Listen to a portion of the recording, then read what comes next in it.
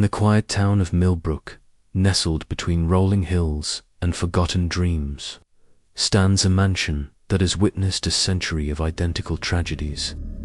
The Halworth estate, with its towering spires and rotting gates, holds a secret so precise, so mathematically perfect in its horror, that even skeptics find themselves questioning the boundaries between coincidence and curse. Theodore Halworth died on his 42nd birthday in 1923. His wife Vivienne followed exactly 2 years later, also on her 42nd birthday. Their son Sebastian met the same fate in 1947, again at 42. Sebastian's wife Cordelia joined the pattern in 1949. The tradition continued with their son, Jasper, in 1971, and his wife Evangeline in 1973. Each death occurred precisely on their 42nd birthday. Not a day before, not a day after. 6 generations of Halworths have called that mansion home. 6 generations have followed the same inexplicable pattern. The town's records show no Halworth has ever celebrated a 43rd birthday. Not one has ever seen their 43rd sunrise. Dr. Cornelius Ashford, who served as Millbrook's physician for over 30 years, examined every Halworth death certificate. In his private notes, discovered decades later, he wrote these chilling words: "Each body shows no signs of disease, trauma, or natural cause of death. Their hearts simply stop beating at the stroke of midnight on their 42nd birthday, as if someone flipped a switch." The Halworths were not a sickly family. They were robust, healthy, successful people who dominated Millbrook's social and economic landscape. They owned the largest textile mill, funded the town's infrastructure, and donated generously to local charities. Children would see them at town festivals. Adults would nod respectfully when they passed on the street. Yet everyone knew the unspoken rule: never ask a Halworth their age after 41. What makes this story even more disturbing is the precision of their deaths. Theodore collapsed during his birthday dinner, fork still in hand. Vivienne was found in her garden, kneeling beside roses she had been tending. Sebastian died while reading the evening paper, his finger still marking the line where he stopped. Each death was peaceful, instant, and perfectly timed. The townspeople developed an uncomfortable relationship with the Halworth calendar. Local businesses would quietly prepare for mourning periods. The church would order flowers in advance. The cemetery groundskeeper would begin digging graves weeks before each birthday. A grim tradition that became as predictable as the changing seasons. But the most unsettling aspect of the Halworth curse wasn't the deaths themselves. It was the way the family accepted them. No Halworth ever seemed surprised by their fate. They would spend their 41st year making arrangements, settling affairs, and saying goodbyes with the calm resignation of people who had always known their expiration date. Tonight, we delve into the macabre history of a family trapped by forces beyond comprehension, where birthdays became death days, and time itself seemed to conspire against human longevity. This is the story of the Halworths, where growing old was never an option. Welcome back to the Creepy Journal, where truth is often stranger than fiction, and history's darkest chapters refuse to stay buried. I'm your host, and tonight we're opening a case file that has puzzled investigators for over a century. If you're new to our dark journey through forgotten mysteries, make sure to subscribe and ring that notification bell so you never miss a page from our Journal of the Unexplained. Millbrook, Massachusetts, established in 1847, was the kind of town where everyone knew everyone, and secrets were as rare as snow in July. The town square featured a white steepled church, a general store that doubled as the post office, and tree-lined streets where children played safely until dinner time. It was a place where the most exciting news might be: Mrs. Henderson's prize-winning apple pie or the annual harvest festival. Into this peaceful setting came Theodore Halworth in 1885, a young entrepreneur with ambitious dreams and deep pockets. He purchased a sprawling plot of land on Millbrook's highest hill and constructed what would become known as Halworth Manor.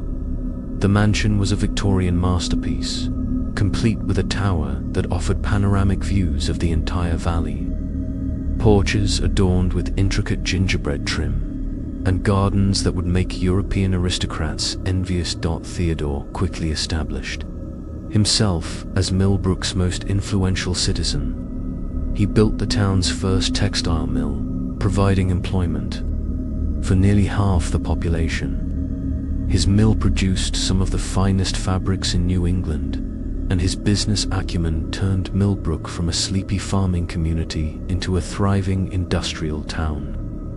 The Halworth name became synonymous with prosperity, progress, and philanthropy. In 1888, Theodore married Vivienne Ashcroft, a refined woman from Boston whose beauty was matched only by her intelligence. Vivienne brought culture to Millbrook, organizing literary societies, charity galas, and art exhibitions. The couple seemed destined for a long, happy life together. They were young, wealthy, healthy, and deeply in love. The Halworths lived openly and generously. Their home hosted elaborate dinner parties where local dignitaries mingled with visiting businessmen from Boston and New York. Vivienne's garden parties were legendary, featuring tables laden with delicacies and entertainment that drew visitors from neighboring towns. The couple sponsored the construction of Millbrook's first library, funded scholarships for promising students, and never turned away anyone in need. Their son Sebastian was born in 1889, a healthy, energetic child who seemed to inherit the best qualities of both parents. Sebastian grew up as Millbrook's unofficial prince, beloved by townspeople who watched him transform from a mischievous boy into a responsible young man. He attended Harvard University, returned home with a degree in business, and immediately began working alongside his father to expand the family enterprises. The Halworths appeared to be blessed by fortune itself. They possessed wealth, influence, health, and happiness. Theodore's business ventures succeeded beyond anyone's wildest expectations. Vivienne's social standing elevated the entire town's reputation. Sebastian showed every sign of becoming an even more successful leader than his father. Yet there was something unsettling about the Halworth family that few people could articulate. Mrs. Beatrice Thornwell, who lived in the cottage closest to the manor, would later recall an odd observation. They never seemed to worry about the future the way normal people do. Most folks plan for their old age, talk about their grandchildren, wonder what the world will look like in 20 years. The Halworths never did any of that. They lived as if they knew exactly how much time they had. The mansion itself contributed to the growing sense of unease. While beautiful during the day, it took on an ominous quality after sunset. Lights would appear in windows that should have been empty rooms. Shadows moved behind curtains in patterns that didn't match human activity. The tower's windows glowed with a strange amber light that could be seen for miles. But when visitors asked about it, the Halworths would simply smile and change the subject. Local children developed superstitions about the Halworth estate. They would dare each other to run up the hill and touch the front gate, but none ever stayed long enough to explore. Dogs refused to walk past the property line. Horses became agitated when their carriages approached the manor. Even birds seemed to avoid flying directly over the house, creating a curious gap in their migration patterns. Despite these oddities, the townspeople of Millbrook embraced the Halworths as their first family. The benefits of their presence far outweighed any minor discomfort people might feel. Jobs were plentiful, the town prospered, and life was good. If the Halworths had their eccentricities, well, didn't all wealthy families have their peculiarities? This period of prosperity and contentment lasted for nearly 4 decades. The Halworths seemed untouchable, blessed by success and protected by their elevated status. No one could have predicted that their charmed existence was built on foundations far more fragile than anyone imagined, and that time itself would prove to be their most merciless enemy. The first crack in the Halworth facade appeared on October 13, 1923, Theodore's 42nd birthday. The family had planned an intimate celebration, just close friends and business associates gathering for dinner in the manor's grand dining room. Mayor Edmund Blackstone later described the evening as perfectly normal until the moment everything changed. Theodore had been in excellent health. Dr. Ashford had examined him just weeks earlier and pronounced him fit as a man half his age. Theodore exercised regularly, ate moderately, and showed no signs of illness or distress. He had been laughing at a joke told by Judge Nathaniel Crowley when he suddenly stopped mid-sentence, placed his fork carefully on his plate, and collapsed forward onto the table. Dr. Ashford was summoned immediately. He arrived to find Theodore Halworth dead, his body still warm but completely lifeless. The physician spent hours examining the body, searching for any explanation. There were no signs of poisoning, no symptoms of heart disease, no evidence of stroke or seizure. Theodore's heart had simply stopped beating, as if someone had thrown a switch. The funeral was held 3 days later, attended by nearly the entire town. Vivienne bore her grief with remarkable composure, accepting condolences with the dignity expected of Millbrook's First Lady. She announced her intention to continue Theodore's charitable works and maintain the family's business interests. Life, she assured everyone, would continue as normal. But life at Halworth Manor was far from normal. Servants began reporting strange occurrences. They would hear Theodore's voice calling from his study, only to find the room empty. His favorite chair would be warm to the touch, despite no one having sat in it for hours. Books would be found, open to pages he had been reading before his death, though no one remembered opening them. Vivienne's behavior became increasingly erratic. She would be found having conversations with empty chairs, setting to places at the dinner table, and referring to Theodore in present tense as if he was still alive, when concerned friends suggested she might benefit from a change of scenery. Perhaps a trip to visit relatives in Boston. Vivienne would smile serenely and say, "I can't leave now. I don't have much time left." The townspeople initially attributed her odd behavior to grief. Losing a spouse suddenly and tragically could affect anyone's mental state. They rallied around Vivienne, bringing meals, offering companionship, and including her in social activities. She participated graciously, but with a detachment that suggested her mind was elsewhere.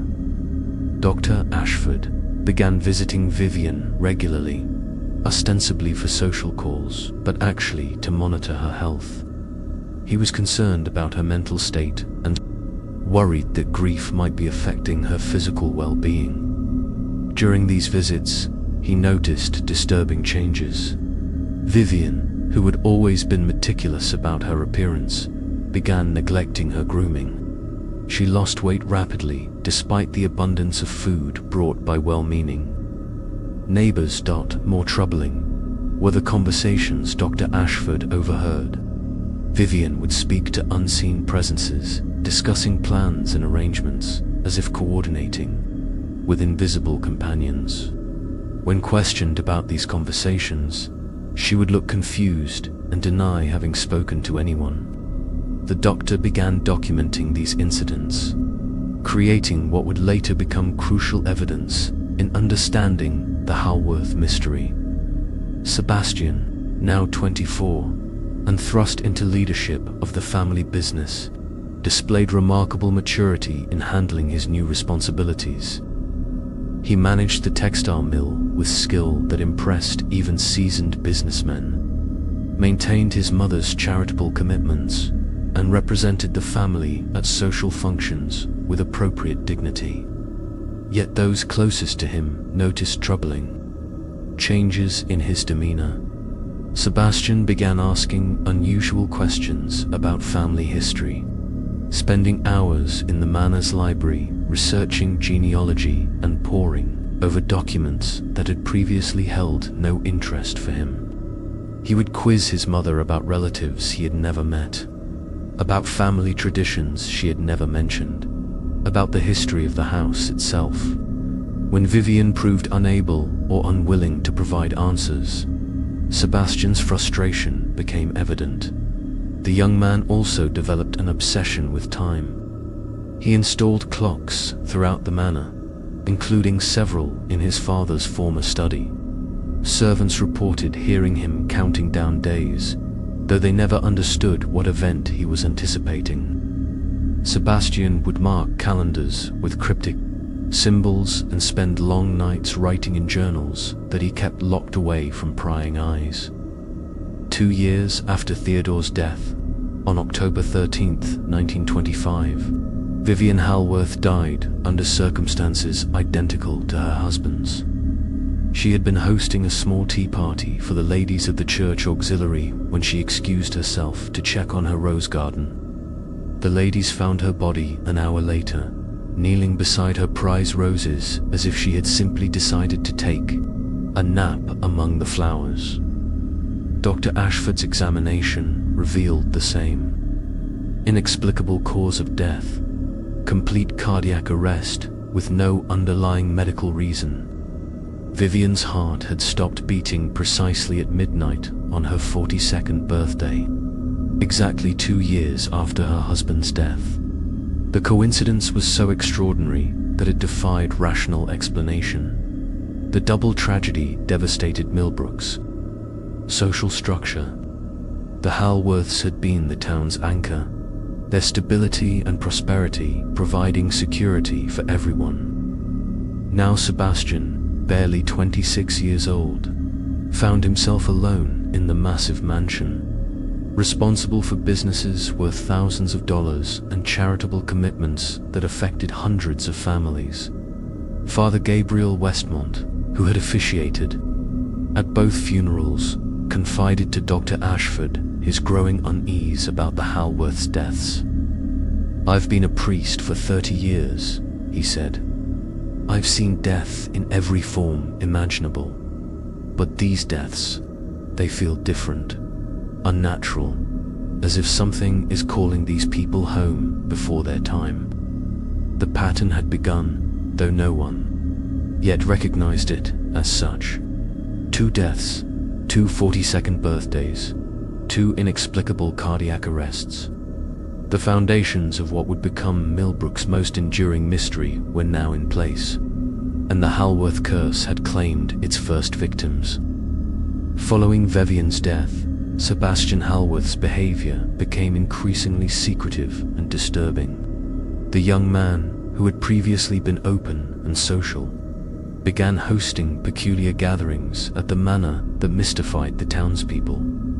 These events occurred monthly, always during the new moon, and always concluded before dawn. Mrs. Beatrice Thornwell, whose cottage provided the best vantage point of the manor's activities, began keeping detailed records of these strange assemblies. She observed that visitors would arrive on foot, emerging from the woods that surrounded the Halworth property rather than using the main road. These individuals wore dark clothing and moved with purpose, but their faces were always obscured by shadows or wide-brimmed hats. They came like ghosts, Mrs. Thornwell would later testify, silent as death itself. I never heard voices, never saw carriages or horses. They would appear at the edge of the tree line just after midnight, walk up to the house, and disappear. Inside, by morning, they were gone without a trace. The strangest aspect of these gatherings was their composition. Mrs. Thornwell counted the same number of visitors. Each month, exactly 12 individuals.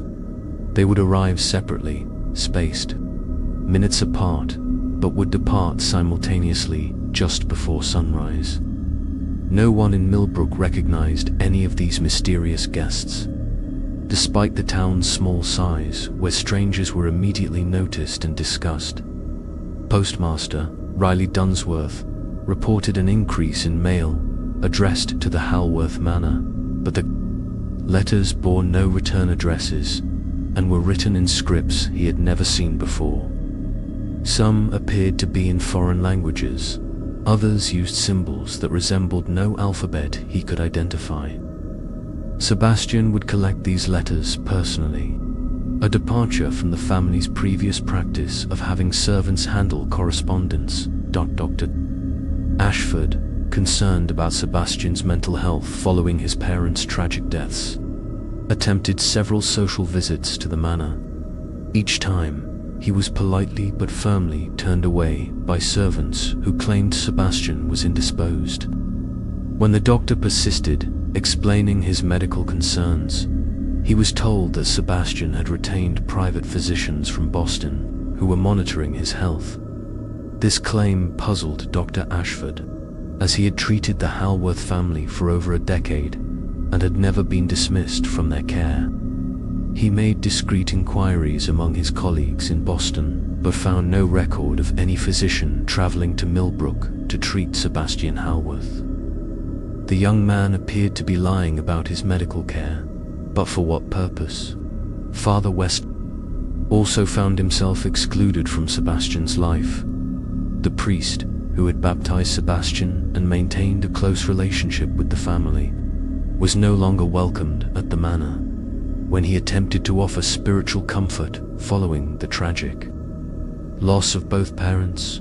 Sebastian's servants claimed he was traveling on business, yet Sebastian was frequently seen in town, conducting normal business affairs and attending social functions when necessary. The most disturbing reports came from the manor's own servants. Several long-time employees resigned without explanation, refusing to discuss their reasons for leaving despite generous severance payments. Those who remained spoke in whispers about changes in the house's atmosphere, about rooms that were now kept locked, about sounds that echoed through the halls at night. Otto Branwell, the estate's caretaker, was one of the few servants willing to speak candidly about the situation. He reported that Sebastian had converted the manor's basement into some kind of study or laboratory, installing heavy wooden doors that were kept locked at all times. Strange odors would emanate from beneath the house, chemical smells that Branwell couldn't identify but that made him feel nauseated when he worked near the basement windows. The caretaker also described finding unusual items in the manor's trash. Glass containers that had held unknown substances, papers covered with diagrams and calculations, and what appeared to be medical instruments. When he asked Sebastian about these discoveries, he was told they were related to business investments and should be destroyed immediately rather than saved for regular disposal. Most troubling of all were the sounds that came from the basement during the monthly gatherings. Branwell, whose quarters were located above the manor's kitchen, could hear voices chanting in unison, though he could never make out the words. The chanting would continue for hours, accompanied by the sound of footsteps moving in precise patterns. across the floor below. It wasn't like a prayer meeting or a social gathering. Branwell later explained, the voices never varied in tone or volume. They spoke in perfect unison, like actors reciting lines they had memorized. And the footsteps, they moved in circles, round and round, never stopping until just before dawn. The townspeople began to notice changes in Sebastian's physical appearance. Though only in his mid-20s, he developed deep lines around his eyes and a greyish pallor that suggested poor health or chronic exhaustion. His hair, once thick and dark, began thinning prematurely. He lost weight despite maintaining normal eating habits, giving him a gaunt appearance that contrasted sharply with his previous robust health. These physical changes became more pronounced as Sebastian approached his 30th birthday. He began avoiding mirrors, covering them with cloth or turning them to face the wall. Servants reported finding him standing motionless in darkened rooms, staring at nothing, his lips moving as if in silent conversation with invisible companions. The monthly gatherings continued for 7 years, from 1925 until 1932, when Sebastian married Cordelia Ashcroft, a distant cousin of his late mother. The marriage was sudden and unexpected, announced without prior courtship or engagement period. Cordelia, a quiet woman from Salem, seemed to understand the Halworth family's peculiarities and adapted to life at the manor without question or complaint. Immediately following the wedding, the mysterious gatherings ceased.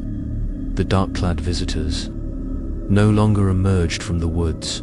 The basement fell silent, and Sebastian's behavior returned to something resembling normalcy. For 15 years, the Halworth family appeared to have overcome whatever darkness had plagued them, and life in Millbrook returned to its peaceful routine. But the pattern was merely dormant, not broken, and the forces that had claimed Theodore and Vivienne were far from finished with the Halworth bloodline. The illusion of normalcy surrounding the Halworth family shattered completely on October 13, 1947, Sebastian's 42nd birthday. By this time, Sebastian and Cordelia had been married for 15 years and had established what appeared to be a stable, conventional life. Sebastian had expanded the family business successfully. Cordelia had become active in local charitable organizations, and their son Jasper, now 12 years old, was growing into a bright, engaging child. The day began like any other birthday celebration in the Halworth household. Cordelia had planned a quiet family dinner, with only a few close friends invited to join them. Dr. Ashford, now elderly but still practicing medicine in Millbrook, had been invited as both family, friend, and physician. Mayor Blackstone, Judge Crowley, and Father Westmont completed the small gathering. What made this celebration different was Sebastian's demeanor throughout the day. Unlike his parents, who had seemed peaceful and resigned on their final birthdays, Sebastian appeared agitated and fearful. He kept checking the time compulsively, starting at clocks and pocket watches as if they were counting down to an execution. His hands trembled when he thought no one was watching, and he repeatedly excused himself from conversations to pace. Alone in his study, Dr. Ashford noticed Sebastian's distress and attempted to provide reassurance. The physician had spent years studying the deaths of Theodore and Vivienne, developing theories about possible genetic conditions or environmental factors that might explain their tragic fate. He assured Sebastian that 24 years of medical advancement had provided new understanding of cardiac conditions and that preventive measures were now available. But Sebastian's fear seemed to stem from knowledge rather than uncertainty. When Dr. Ashford offered to examine him or prescribe medications that might protect his heart, Sebastian laughed bitterly and shook his head. "You don't understand, doctor," he said.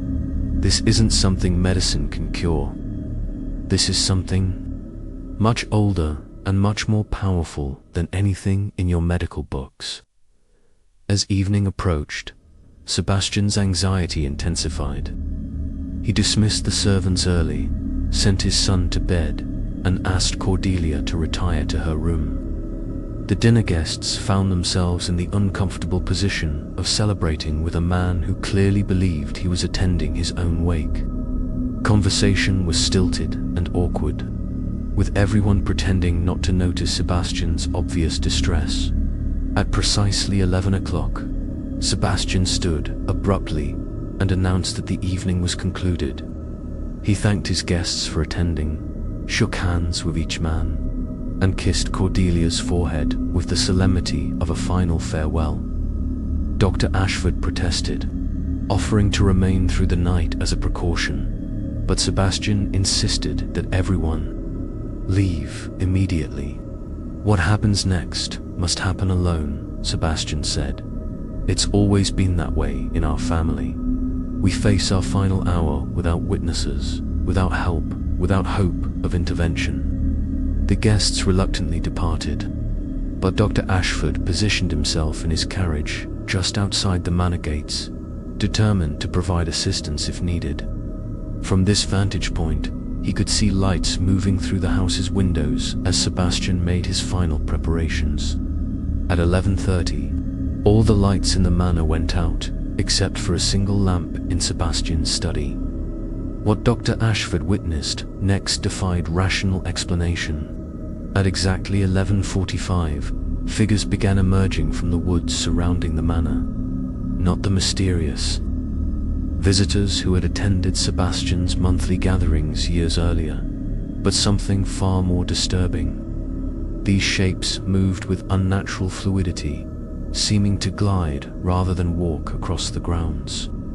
They approached the house from all directions, converging on the front entrance. Dr. Ashford counted 12 figures, just as Mrs. Thornwell had observed during the strange gatherings. But these visitors were different. They wore white robes instead of dark clothing, and their faces, illuminated by moonlight, appeared pale and expressionless. Most troubling of all, Dr. Ashford recognized several of the faces, despite the impossibility of such recognition. The lead figure bore an unmistakable resemblance to Theodore Halworth, Sebastian's father, who had died 24 years earlier. Behind him walked a woman who could have been Vivienne's twin. The other figures possessed Halworth features but appeared to represent family members from different eras, as if generations of deceased relatives had returned for this midnight gathering. The procession entered the manor through the front door, which opened for them without anyone visible operating the handle. Dr. Ashford could see their white robes moving through the downstairs rooms, proceeding with obvious familiarity towards Sebastian's study. For 15 minutes, the house remained silent and still. Then, at exactly midnight, a brilliant flash of light erupted from Sebastian's study window. The illumination was so intense that it temporarily blinded Dr. Ashford and could be seen from miles away. Several townspeople later reported thinking lightning had struck the manor, though the night sky was clear and starless. When Dr. Ashford's vision cleared, the white-robed figures were gone. The manor stood dark and silent, with no evidence that the supernatural visitation had ever occurred. Fearing the worst but hoping for the best, the physician approached the house and found the front door standing open. Sebastian Halworth lay dead in his study, seated at his desk with a pen still in his hand. He had been writing in a journal, but the ink had been scattered across the page by his final movements. Dr. Ashford's examination revealed the same cause of death that had claimed Sebastian's parents: complete cardiac arrest with no underlying medical explanation. The journal contained Sebastian's final entry, written in increasingly erratic handwriting as midnight approached. "They come for us all when our time is complete. The debt must be paid. The contract must be honored. Jasper will understand when his time comes. The family legacy continues, as it always has, as it always will." Cordelia found her husband's body the next morning, displaying the same eerie composure that Vivienne had shown after Theodore's death. She made the necessary arrangements with calm efficiency, accepting condolences with dignity, and assured everyone that life would continue normally. But those closest to her noticed the same detachment that had characterized Vivienne's final years. The pattern was now undeniable. 3 generations of Halworths had died at exactly 42 years of age, all on their birthdays, all from inexplicable cardiac arrest. Dr. Ashford began compiling detailed records of each death, searching for connections that might explain the recurring tragedy. His investigation would eventually uncover secrets that the Halworth family had kept hidden for generations. In the aftermath of Sebastian's death, Millbrook fell into an uncomfortable silence about the Halworth family. 3 identical deaths in the same family, all occurring on 42nd birthdays, should have prompted investigation, speculation, and concern. Instead, the townspeople seemed to develop a collective amnesia about the pattern, discussing each death as an isolated tragedy while ignoring the obvious connections. This strange reluctance to acknowledge the truth became most apparent during casual conversations, when newcomers to Millbrook would ask about the Halworth family history. Longtime residents would provide vague, incomplete answers. They would mention Theodore's business success or Vivienne's charitable work, but quickly changed the subject when questions turned to the circumstances of their deaths. Mayor Edmund Blackstone, who had witnessed all 3 deaths firsthand, became visibly uncomfortable whenever the topic arose. During town council meetings, he would redirect discussions away from any matters involving the Halworth estate. When pressed by concerned citizens about the unusual pattern of deaths, he would cite medical privacy and suggest that such matters were best left to doctors and clergy. Father Gabriel Westmont, despite his religious duty to comfort the bereaved and counsel the troubled, also participated in this conspiracy of silence. He conducted the funeral services with appropriate solemnity, but avoided any mention of the circumstances surrounding each death. When parishioners approached him with questions or concerns about the Halworth family, he would offer platitudes about accepting God's will and discourage further inquiry. Even Dr. Ashford, whose medical training should have compelled him to investigate the pattern, found himself reluctant to discuss his findings publicly. He continued documenting each death in his private records, but made no effort to share his observations with colleagues or authorities. When asked directly about the Halworth's health, he would cite doctor-patient confidentiality and decline to comment. This townwide silence created an atmosphere of suppressed anxiety that affected everyone in Millbrook. People would unconsciously lower their voices when passing the Halworth manor. Children were discouraged from playing near the estate without specific explanations. Businesses would quietly adjust their schedules around Halworth family birthdays, preparing for periods of mourning without openly acknowledging their expectations. The conspiracy of silence might have continued indefinitely if not for Mrs. Beatrice Thornwell, the elderly woman whose cottage provided the clearest view of the Halworth estate. Unlike her neighbors, Mrs. Thornwell had no business interests tied to the Halworth family fortune, no social standing to protect, and no political ambitions that required discretion. She was simply an observant widow with a strong sense of right and wrong. Mrs. Thornwell had been taking detailed notes about the Halworth family's activities for over 20 years. Her observations included records of the mysterious visitors, the strange gatherings, the supernatural events she had witnessed, and her own theories about the cause of the recurring deaths. She had shown these notes to no one, understanding instinctively that the townspeople were not ready to confront the truth. But Sebastian's death, with its spectacular display of supernatural intervention, finally compelled Mrs. Thornwell to break her silence. 3 days after the funeral, she approached Father Westmont at the church and requested a private meeting. The priest, expecting routine spiritual guidance, was shocked when Mrs. Thornwell presented her carefully documented evidence of otherworldly activity at the Halworth Manor. "Father," she said, "I've kept quiet for 20 years, watching and waiting and hoping someone else would speak the truth.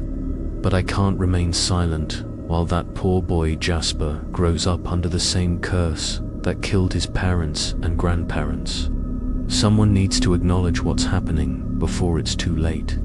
Mrs. Thornwell's notes contained observations that corroborated Dr. Ashford's medical findings, while adding details that no one else had been in position to witness. She had seen the white-robed figures on all 3 death nights. She had observed the pattern of lights in the manor windows. She had documented the precise timing of each supernatural visitation. Most importantly, Mrs. Thornwell had overheard conversations between Sebastian and his mysterious visitors during their monthly gatherings, using a old-speaking trumpet to amplify sounds from across the yard. She had managed to record fragments of dialogue that revealed the true nature of the Halworth family curse. They spoke about a contract, Mrs. Thornwell explained to Father Westmont, some kind of agreement made generations ago. The visitors would say things like the terms must be honored and the debt requires payment. Sebastian would respond, but his voice was different during these conversations, older somehow, as if he wasn't entirely himself. Father Westmont initially dismissed Mrs. Thornwell's claims as the fantasies of a lonely widow seeking attention. But when she showed him her detailed notes, complete with dates, times, and specific observations, he was forced to take her seriously. The level of detail and consistency in her records suggested genuine observation rather than imagination. The priest agreed to review Mrs. Thornwell's evidence, but requested time to consider the implications. He was caught between his religious duty to address spiritual matters and his social obligation to maintain community harmony. Acknowledging the supernatural elements of the Halworth deaths would force the entire town to confront uncomfortable questions about the nature of reality itself. Over the following weeks, Father Westmont struggled with Mrs. Thornwell's revelations. He spent long nights in prayer, seeking divine guidance about how to proceed. His theological training had prepared him to counsel parishioners about sin, grief, and moral dilemmas, but nothing in his education had addressed the possibility of genuine supernatural curses affecting his congregation. Eventually, Father Westmont reached a compromise with his conscience. He agreed to meet privately with Dr. Ashford and Mayor Blackstone to discuss Mrs. Thornwell's observations. If the 3 community leaders could reach consensus about the situation, they might be able to take appropriate action without causing public panic. The meeting took place in the church rectory on a cold November evening. Mrs. Thornwell presented her evidence methodically, reading from her notes and explaining her observations with the precision of a trained investigator. Dr. Ashford listened with growing amazement as her accounts corroborated details from his own medical records that he had never shared with anyone. The timing she describes matches my findings exactly, Dr. Ashford admitted. Each death occurred at precisely midnight on the victim's 42nd birthday. The supernatural visitations she witnessed coincide with the moments of cardiac arrest. There's no way she could have known these details unless she actually observed them. Mayor Blackstone remained skeptical, suggesting that Mrs. Thornwell might be suffering from age-related delusions or might have unconsciously synchronized her fantasies with known facts about the deaths. But when she produced physical evidence, photographs, she had taken of the white-robed figures using a camera with a long exposure setting, even he was forced to acknowledge that something extraordinary was occurring at the Halworth estate. The photographs were blurry and indistinct, as supernatural manifestations often appear in images. But they clearly showed luminous figures moving across the manor grounds. More convincingly, the photographs were time-stamped with the exact moments when each Halworth family member had died, providing verification that Mrs. Thornwell's observations were genuine, faced with undeniable evidence of supernatural activity. The three men agreed that some form of intervention was necessary. They could not allow young Jasper Halworth to grow up unaware of the curse that had claimed his father, grandfather, and great-grandmother. But they also recognized that direct confrontation with otherworldly forces was beyond their capabilities. Dr. Ashford suggested consulting with experts in occult matters, perhaps scholars from Harvard University who might have knowledge of such phenomena. Father Westman proposed contacting church authorities who specialized in spiritual warfare and demonic influences. Mayor Blackstone worried about the political implications of acknowledging supernatural events within city limits. Their debate was interrupted by a soft knock at the rectory door. Mrs. Thornwell opened it, to find Cordelia Halworth standing on the threshold, her face pale but determined. She had apparently been listening to their conversation and had decided to reveal secrets that the Halworth family had guarded for generations. "You're trying to help," Cordelia said quietly, "but you don't understand what you're dealing with. The curse that affects my family isn't something that can be broken by investigation or intervention. It's woven into our very existence, and attempts to fight it only make the consequences more severe." Cordelia Halworth's unexpected arrival at the rectory that November evening marked the beginning of the most intensive investigation into supernatural phenomena that Millbrook had ever witnessed. Her willingness to break the family's code of silence provided the first real opportunity to understand the forces that had been claiming Halworth lives for generations. "My husband knew this day would come," Cordelia began, settling into a chair with the weariness of someone carrying an enormous burden. "Sebastian spent years researching our family history, trying to find a way to break the pattern. What he discovered was far more disturbing than simple coincidence or genetic predisposition." Cordelia revealed that the Halworth family had maintained detailed records of every death for over a century.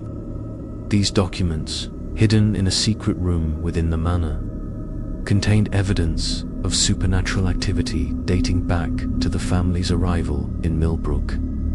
Theodore had not been the first Halworth to die at 42.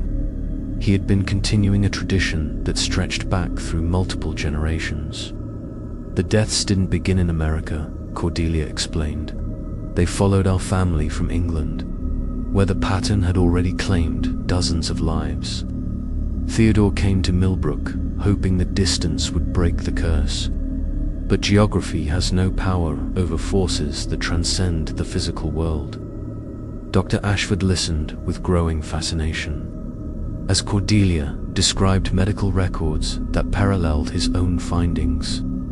Every Halworth death, regardless of the era or location, had occurred under identical circumstances, perfect health until the moment of death.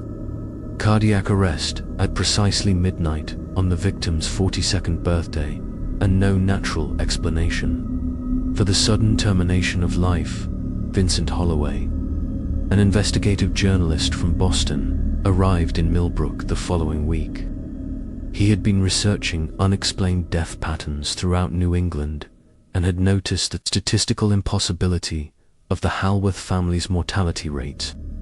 Unlike the townspeople who preferred to ignore uncomfortable truths, Holloway was determined to uncover the facts, regardless of how disturbing they might prove to be. Holloway's arrival created tension within Millbrook's leadership. Mayor Blackstone worried about negative publicity that might affect the town's reputation and economic prospects. Local businesses, many of which still depended on Halworth family patronage, expressed concern about investigations that might anger their primary benefactor. But the journalist had legal rights to examine public records, and his questions could not be dismissed as easily as local inquiries. Working with Mrs. Thornwell and Dr. Ashford, Holloway began constructing a comprehensive timeline of Halworth family deaths. He examined cemetery records, medical reports, legal documents, and eyewitness accounts stretching back to the 1880s. What emerged was a pattern so precise and consistent that it defied every attempt at rational explanation. In 67 years, Holloway wrote in his preliminary notes, 17 members of the Halworth family have died at exactly the same age, on exactly the same type of occasion, from exactly the same inexplicable cause. The statistical probability of such coincidence occurring naturally is essentially zero. Ezra Pemberton, Millbrook's self-appointed local historian, provided crucial assistance by locating records that had been forgotten or deliberately obscured. Pemberton had been collecting documents about the town's founding families for decades, and his archives contained references to the Halworth family that predated their official arrival in Millbrook. Theodore wasn't the first of his family to come to America, Pemberton discovered. There were 3 previous attempts by Halworth relatives to establish themselves in the New World. Each venture ended tragically, with the family patriarchs dying under mysterious circumstances before they could establish permanent residences. These earlier attempts had taken place in Salem, Massachusetts, in 1692, in Providence, Rhode Island, in 1734, and in Hartford, Connecticut, in 1756. In each case, the Halworth men had arrived with substantial wealth, purchased property, and begun establishing businesses, only to die suddenly on their 42nd birthdays. Their widows had returned to England immediately after the funerals, taking their children and abandoning all American holdings. Holloway's investigation revealed that Theodore had been aware of this family history when he decided to settle in Millbrook. Letters discovered in the Boston archives showed that he had corresponded with genealogical researchers, trying to understand why his ancestors had failed to establish successful American ventures. His decision to move to Massachusetts had been motivated by determination to succeed where his predecessors had failed. The journalist also uncovered evidence that Theodore had consulted with experts in occult matters before leaving England. He had visited spiritualists, mediums, and scholars of supernatural phenomena, seeking advice about protecting himself from whatever forces had claimed his ancestors. These consultations had provided him with specific instructions about timing, location, and protective measures that might allow him to survive past his 42nd birthday. Unfortunately, Theodore's protective measures had proven inadequate. The rituals he had performed, the blessed objects he had carried, and the prayers he had recited had only delayed his fate by a few months. The supernatural forces pursuing his family had eventually found him in Millbrook, just as they had found his predecessors in other American cities. Miss Adelaide Fletcher, the town librarian, made a crucial discovery while helping Holloway research historical records. Hidden within the library's rare book collection was a volume that Theodore had donated shortly after establishing his residence in Millbrook. The book, titled Generational Curses and Their Remedies, contained extensive annotations in Theodore's handwriting. The annotations revealed Theodore's growing understanding of his family's supernatural burden. He had learned that the curse affecting the Halworths was not random or motiveless, but represented payment for a specific transgression committed by an ancestor centuries earlier. The curse would continue claiming lives until the original debt was satisfied or until the family bloodline was completely extinguished. The debt is not monetary, Theodore had written in the margin of one page. It is spiritual in nature, requiring payment in years of life rather than currency. Each generation must surrender a portion of their natural lifespan to balance the scales of cosmic justice. Theodore's notes also revealed his attempts to calculate the total debt owed by his family, based on historical records and supernatural communications he had received. He estimated that at least 50 more Halworth lives would be required to satisfy the obligation. This calculation had filled him with despair, as it meant the generations of his descendants would be condemned to die in their prime. Holloway's investigation attracted attention from beyond Millbrook. Scholars from Harvard University's folklore and mythology department requested permission to examine the evidence. Representatives from the Society for Psychical Research traveled from New York to interview witnesses. Even the Catholic Church sent investigators to assess whether formal exorcism procedures might be warranted. But as the investigation expanded and more experts became involved, the supernatural forces affecting the Halworth family began to respond. With increasing aggression, equipment failures plagued researchers attempting to document phenomena at the manor. Witnesses experienced nightmares and physical ailments that forced them to abandon their participation. Documents disappeared from secure locations, and photographs of crucial evidence became mysteriously corrupted. The message was clear. The entities responsible for the Halworth curse did not welcome outside interference. They had maintained their hold over the family for generations and would not surrender their claim without a fight. The investigation had awakened forces that preferred to operate in secrecy, and the consequences of this awakening would soon become terrifyingly apparent. The breakthrough in understanding the Halworth curse came from an unexpected source. 12-year-old Jasper Halworth himself, unlike previous generations who had remained ignorant of their family's supernatural burden until approaching their 40th birthdays, Jasper had grown up aware that something was fundamentally wrong with his lineage. The deaths of his grandparents and father had occurred during his formative years, creating a childhood overshadowed by the certainty of premature mortality. In December 1947, 2 months after his father's death, Jasper approached Vincent Holloway with information that would revolutionize the investigation. The boy had been exploring the manor's basement, searching for Christmas decorations, when he discovered a hidden room behind what appeared to be a solid stone wall. The room contained archives that the Halworth family had maintained for over 2 centuries. "I found my father's journals," Jasper explained to the assembled investigators. "But there are dozens of other journals too, written by family members I've never heard of. They all tell the same story, over and over again. We're not victims of a curse. We're participants in a contract." The hidden archive contained documents that predated the Halworth family's arrival in America by several generations. The earliest entries, written in archaic English, described events that had occurred in rural England during the early 1600s. These documents revealed the true origin of the supernatural forces that had been claiming Halworth lives for centuries. According to the family records, the curse had begun with Erasmus Halworth, a minor nobleman who lived in Yorkshire during the reign of King James.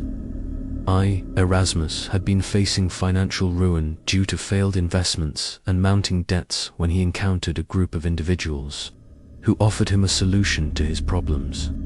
These individuals, described in the documents as neither fully human nor entirely otherworldly, proposed a bargain that would restore the Halworth family fortune. The terms of the agreement were specific and binding, in exchange for immediate wealth and continued prosperity for his descendants. Erasmus agreed that every male heir in the Halworth bloodline would surrender 23 years of their natural lifespan.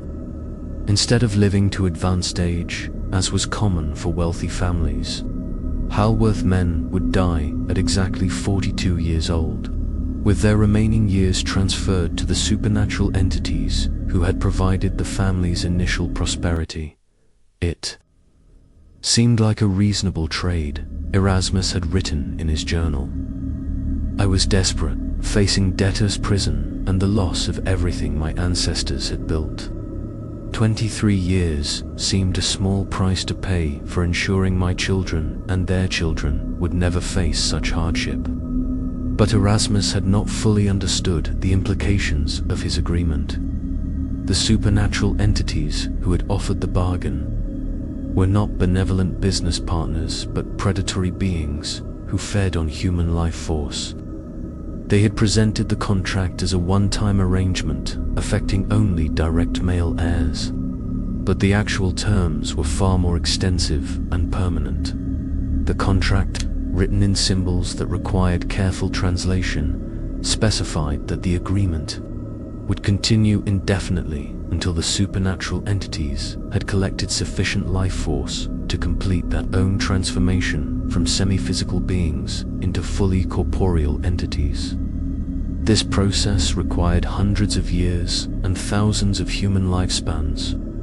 The Halworth family had unknowingly agreed to serve as a renewable source of vital energy for creatures, whose ultimate goal was to establish permanent physical existence. In the human world, Dr. Ashford examined the medical records contained within the archive and found detailed descriptions of every Halworth death for over 2 centuries. The consistency was remarkable and disturbing. Every victim had experienced identical symptoms in the weeks leading up to their death. Vivid dreams featuring white-robed figures, compulsive behaviors related to timekeeping, and gradual physical deterioration that resembled premature aging. The records also revealed that the supernatural entities required specific rituals to collect their payment. The monthly gatherings that Sebastian had hosted were not social events, but ceremonial preparations for his eventual death. Each gathering had strengthened the connection between Sebastian and the entities, making it easier for them to claim his life force when the appointed time arrived. Ezra Pemberton discovered the most disturbing aspect of the contract while translating the original agreement. The supernatural entities had not limited their claim to male heirs, as Erasmus had believed. The contract actually specified that they could claim any family member who reached the age of 42, regardless of gender, if circumstances made such collection more advantageous than waiting for the designated heir. This revelation explained the deaths of Vivienne and Cordelia, which had previously seemed like extensions of the curse affecting their husbands. In reality, the entities had claimed these women because their life force was more accessible at the time of collection than their spouses. The contract allowed the entities to optimize their harvesting schedule based on supernatural factors that humans could not perceive or understand. Miss Fletcher found additional documents that described the entities themselves in disturbing detail.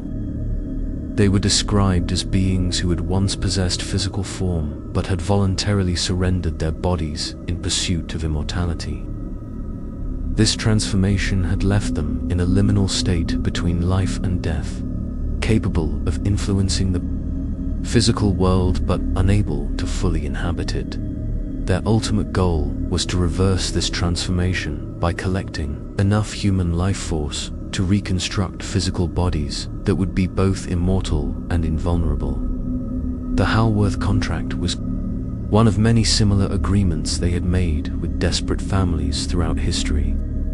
Each family served as a battery, providing the vital energy needed to fuel the entity's reconstruction project.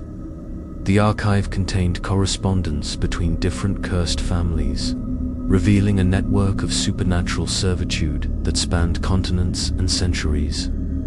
The Halworths were connected to families in Scotland, Ireland, France, and Germany, all of whom had made similar bargains and were paying similar prices.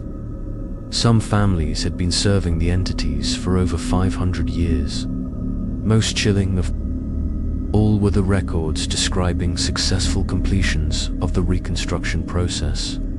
Several entities had already achieved their goal of physical resurrection, using life force collected from cursed families to build new bodies that combined human appearance with supernatural abilities.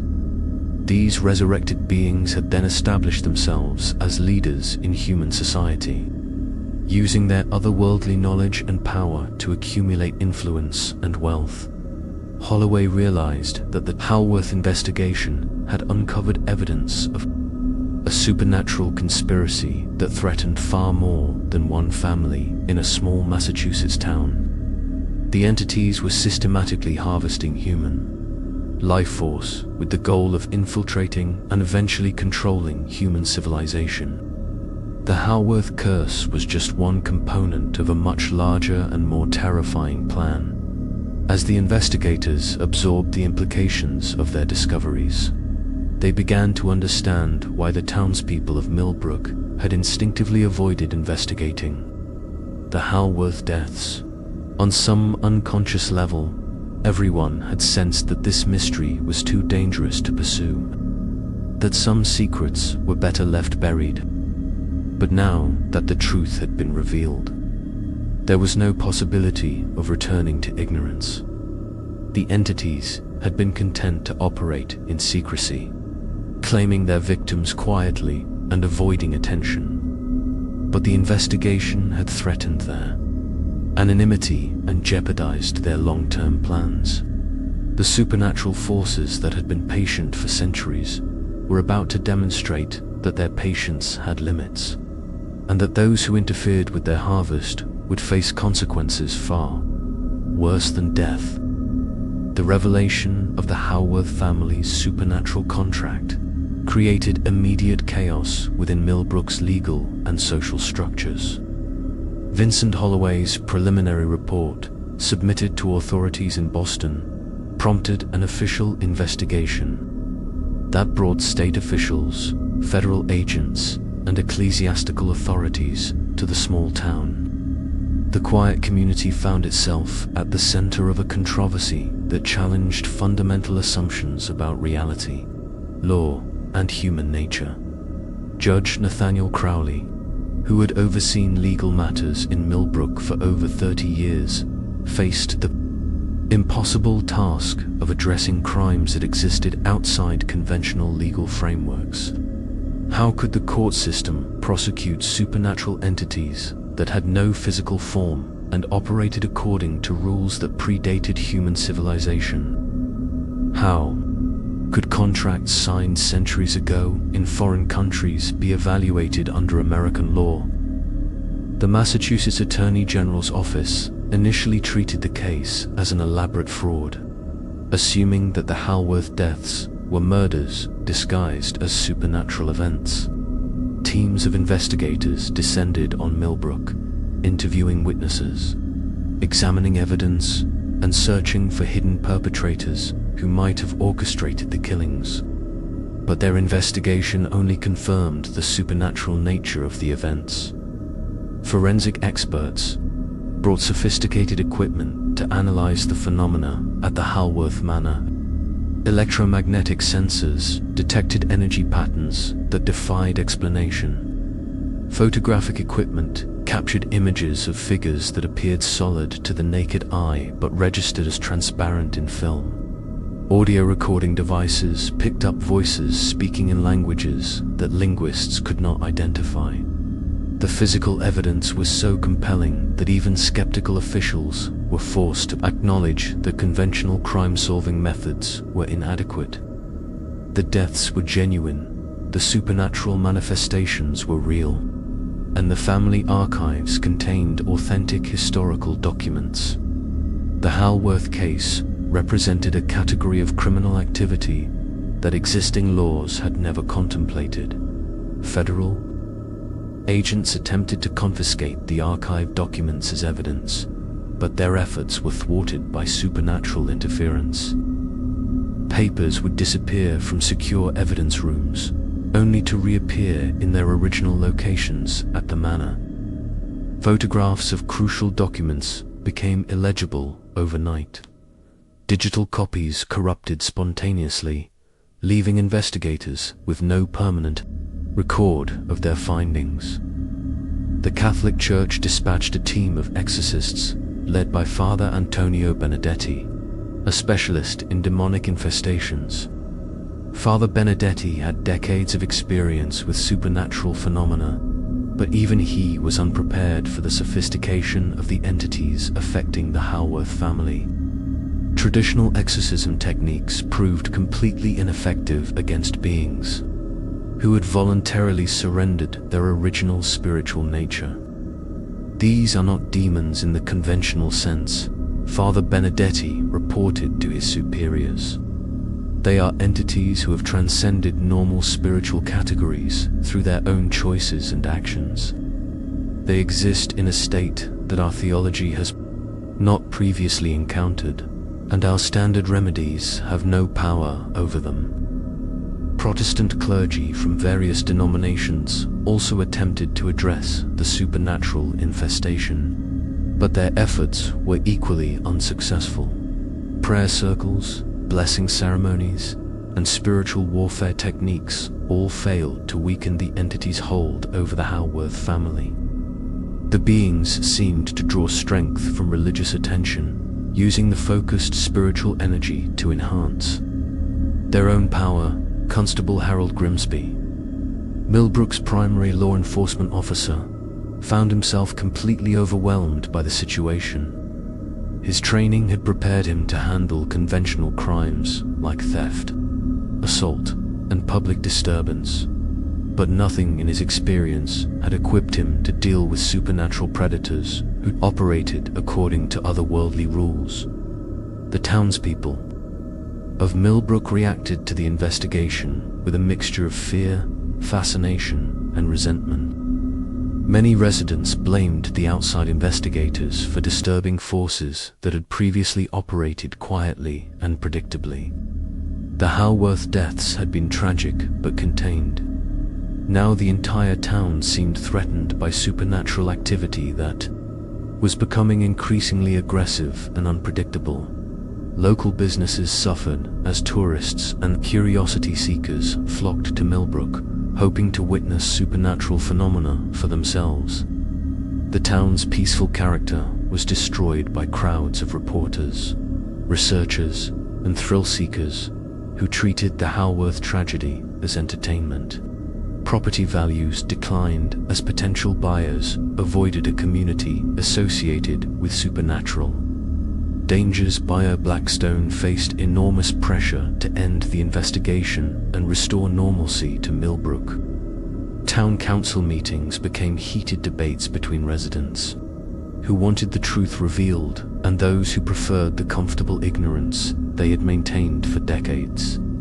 The community that had once been united by shared prosperity was now divided by conflicting attitudes toward uncomfortable realities. The legal system's inability to address supernatural crimes created a precedent that worried officials throughout Massachusetts. If contracts with otherworldly entities were legally unenforceable, what prevented other families from claiming supernatural exemptions from civil and criminal law? How could society function if citizens could invoke supernatural influence as justification for otherwise inexplicable behavior? Attempts to remove young Jasper Halworth from his family's custody failed when child welfare agencies discovered that he was legally safer at the manor than anywhere else. The supernatural entities had invested too much time and energy in maintaining the Halworth bloodline to allow their investment to be disrupted by government intervention. Foster families who attempted to provide Jasper with alternative housing experienced supernatural harassment that forced them to return him to Cordelia's care. The investigation officially concluded in March 1948, with authorities issuing a report that satisfied no one. The document acknowledged that unexplained deaths had occurred within the Halworth family, but attributed them to unknown natural causes that current scientific knowledge cannot explain. The supernatural elements were relegated to footnotes and appendices mentioned but not endorsed. Vincent Holloway attempted to publish a comprehensive account of his findings, but his manuscript was rejected by every publisher he approached. Editors found the story too unbelievable for non-fiction and too disturbing for fiction. The few excerpts that appeared in newspapers were dismissed as sensationalized journalism, and Holloway's reputation as a serious investigative reporter was permanently damaged. Dr. Ashford continued practicing medicine in Millbrook, but his detailed records of the Halworth deaths were eventually sealed by court order to protect the family's privacy. His medical insights into supernatural phenomena were never published, leaving future researchers without access to crucial scientific observations. The doctor carried his knowledge to the grave, dying in 1967 without ever fully understanding the forces he had documented, the failure of legal and religious authorities to address the Halworth situation left the family to face their supernatural burden alone. Cordelia resumed her quiet life at the manor, raising Jasper while preparing him for the fate that awaited him in 30 years. The town of Millbrook returned to its conspiracy of silence, pretending that the investigation had never occurred and that the Halworth's deaths were simply tragic coincidences. But the entities had been awakened by the attention, and their patience with discretion was exhausted. The supernatural forces that had once been content to claim their victims quietly were about to demonstrate that interference with their plans would have consequences that extended far beyond the Halworth family itself. Today, Jasper Halworth is 77 years old, having somehow survived far beyond the age that claimed his father, grandfather, and great-grandmother. His survival represents either a miraculous breaking of the family curse or a terrifying evolution in the supernatural forces that have stalked his bloodline for centuries. The truth, as revealed by documents discovered in the Halworth Manor after Cordelia's death in 1995, is far more disturbing than either explanation suggests. Jasper did not break the family curse through courage, faith, or supernatural intervention. Instead, he negotiated a modification to the original contract that his ancestor Erasmus had signed over 3 centuries earlier, on his 41st birthday. As the familiar signs of supernatural attention began manifesting around the manor, Jasper made a decision that no previous Halworth heir had attempted. Rather than passively accepting his fate or futilely trying to escape it, he chose to communicate directly with the entities that claimed his family's lives. Using rituals described in the family archives, he summoned the supernatural beings and proposed a new arrangement. The entities, impressed by Jasper's boldness and intrigued by his proposal, agreed to spare his life on one condition. he would serve as their human agent, using his inherited wealth and social position to facilitate their long-term goals of infiltrating human society. Instead of surrendering his life force at 42, Jasper would spend his extended lifespan helping the entities identify and recruit new families to replace the Halworths as sources of supernatural energy. This arrangement has proven remarkably successful from the entity's perspective. Over the past 35 years, Jasper has used his business connections, charitable foundations, and social influence to identify families facing financial desperation. He approaches these families with offers of assistance that seem too good to refuse, gradually leading them toward the same type of supernatural contracts that once bound his own ancestors. The entities have expanded their operations far beyond the small network of cursed families that existed in the 19th century. Through Jasper's efforts, they now maintain contracts with dozens of families across New England, each contributing life force according to terms negotiated specifically for their circumstances. Some families sacrifice one member per generation, others lose multiple family members, and a few have agreed to more exotic arrangements involving spiritual enslavement or supernatural transformation. Millbrook itself has become a recruitment center for the entity's expanding operations. The town's isolation, conservative culture, and history of supernatural denial make it an ideal location for processing new contracts and managing existing arrangements. Visitors to Millbrook often comment on the town's unusual prosperity and the remarkable success of its business community, never suspecting that these benefits come at a price paid by families throughout the region. The Halworth Manor still stands on its hill overlooking the valley, but it no longer serves as a private residence.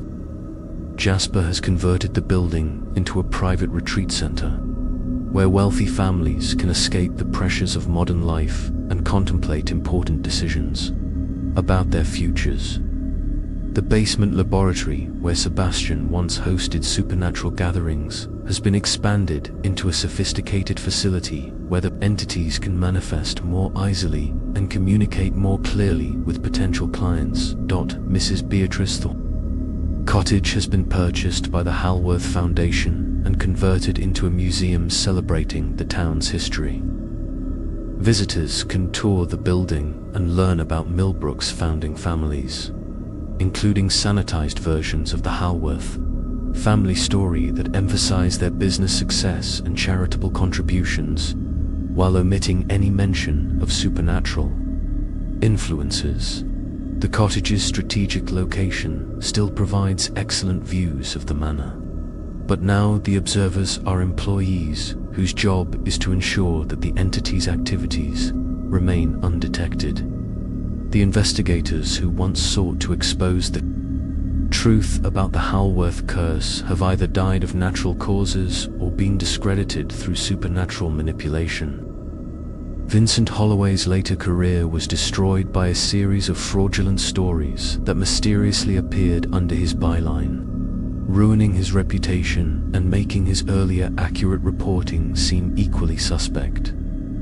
Dr. Ashford's medical records were eventually destroyed in a fire that consumed only the sections of the hospital archives related to supernatural phenomena. Father Gabriel Westmont was transferred to a remote parish in Alaska after making increasingly erratic statements about demonic influences in Massachusetts. He spent his final years warning anyone who would listen about supernatural entities infiltrating human society. But his warnings were dismissed as the ravings of a priest who had suffered a mental breakdown. His death in 1978 was attributed to natural causes, though witnesses reported that he died at exactly midnight on his birthday, displaying the same peaceful expression that had characterized Halworth family deaths. The pattern continues. More sophisticated and widespread than ever before. The entities that once limited themselves to claiming individual lives from cursed families now orchestrate complex schemes involving multiple generations, entire business networks, and regional power structures. They have learned to work within human systems rather than against them, using legal contracts, financial instruments, and social pressure to achieve goals that were once accomplished through supernatural terror. Some houses don't remember joy. They echo with the whispers of bargains made in desperation and prices paid in blood and years. The Halworth Manor remembers every midnight visitor, every supernatural gathering, every life surrendered to forces that view human mortality as a resource to be harvested rather than a tragedy to be mourned. But the manor also remembers resistance. It remembers the investigators who refused to accept comfortable lies, the witnesses who insisted on speaking truth regardless of consequences, and the few individuals who recognized that some prices are too high to pay regardless of the benefits they might provide. The story of the Halworth family serves as a warning that prosperity built on supernatural foundations inevitably collapses into horror. It reminds us that there are forces in the world that view human life as currency to be spent rather than treasure to be protected. And it challenges us to question the true source of our own success, to examine whether our achievements might come at costs we have chosen not to calculate. Thank you for joining me in the Creepy Journal tonight, where we explore the shadows that history prefers to forget. If you found tonight's story compelling, make sure to subscribe so you never miss a page from our Journal of the Unexplained. Remember that truth is often stranger than fiction, and sometimes the most terrifying monsters are the ones that offer exactly what we think we want. Sleep well, knowing that some contracts are written in ink that never fades, and some debts are inherited along with family names. The Halworth legacy continues, and somewhere tonight, another desperate family is being offered a bargain that seems too good to refuse.